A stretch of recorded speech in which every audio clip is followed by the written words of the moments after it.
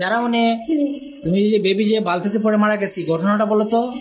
Baby বাথরুমে গেছিল, হ্যাঁ। বাথরুমে গিয়ে হাত ধুয়ে সোনা বলতে, তারপর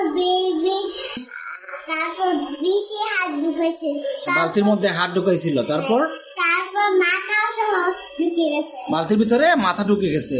তারপর বেবি আর উঠতে পারছে? বেবি আর উঠতে পারছে? মারা গেছে। বেবির আম্মু আব্বুরা কোথায় ছিল? ওরা কাজ করতেছে, তারপর আম্মু দূরে আসতে দেখছে বেবি মারা গেছে, তারপর হসপিটালে নিয়ে গেছে। হসপিটাল নিয়ে গেছে, তারপর শুয়ে দিচ্ছে, তাও ঠিক হয়ে যায়।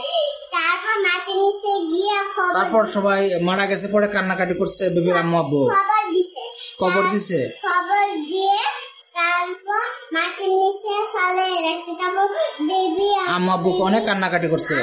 অনেক কান্নাকাটি। তা আমার প্রশ্ন হলো, বেবিরা কি একা একা বাথরুমে যাওয়া যাবে? না, বালতির পানিতে ধরা যাবে? না, বেবিরা কি বিদ্যুতের সুইচে ধরবে? না, তুমি কি বিদ্যুতের সুইচে ধরবা? না, একা একা বাথরুমে যাবা? না।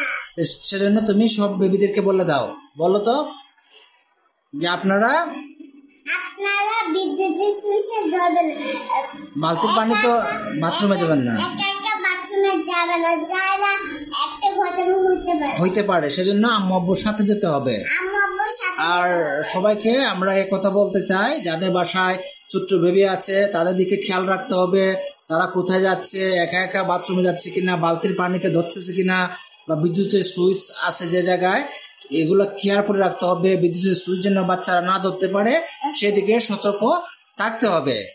বেবিদের খেয়াল করে রাখবেন, একা একা বাথরুমে যাইতে দিবেন না। হ্যাঁ, বিদ্যুতের সুইচ যত দিবেন না, বিদ্যুতের সুইচে একটা ঘটনা হয়ে যেতে পারে। সবাইকে ধন্যবাদ দিয়ে দাও। ধন্যবাদ। হ্যাঁ, সালাম দিয়ে দাও।